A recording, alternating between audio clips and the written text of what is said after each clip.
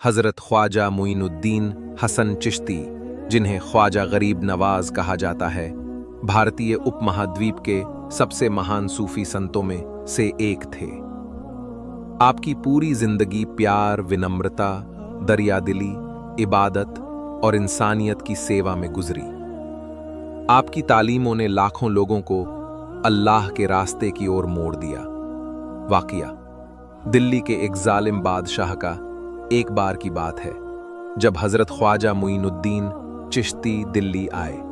उस वक्त वहां का शासक एक घमंडी, जालिम और अल्लाह वालों की बेअदबी करने वाला राजा था। जब उसे पता चला कि एक दरवेश सूफी दिल्ली आया है और लोग बड़ी तादाद में उससे मिलने जा रहे हैं, तो उसके दिल में जलन और घमंड भर गया। उसने ख्वाजा साहब को पैगाम भेजा, अगर तुम वाकई अल्लाह के वली हो तो मेरे दरबार में आओ और मेरे सवालों का जवाब दो, नहीं तो शहर छोड़ दो। ख्वाजा गरीब नवाज ने बड़ी शांति और नरमी से जवाब दिया, हम किसी से डरते नहीं, हम अल्लाह के बंदे हैं और उसकी मखलूक की सेवा के लिए आए हैं। अगर बादशाह को सच्चाई जाननी है तो उसे खुद आना चाहिए। यह सुनकर बादशाह और भी गुस्से में आ गया। उसने अपने सिपाहियों को भेजा कि ख्वाजा साहब को गिरफ्तार करके लाया जाए। जब सिपाही पहुंचे तो ख्वाजा साहब ने आसमान की तरफ देखा और दिल ही दिल में दुआ की, ऐ मेरे रब, अगर ये बादशाह तेरी मखलूक पर जुल्म करता है तो तू इसके जुल्म को रोक दे।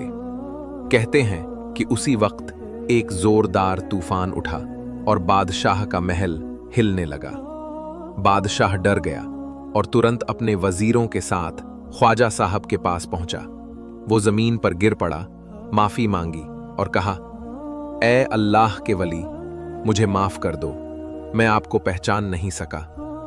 ख्वाजा साहब ने नरमी से फरमाया, हम बदला लेने नहीं आए, हमारा मकसद तो बस लोगों को अल्लाह के करीब लाना है।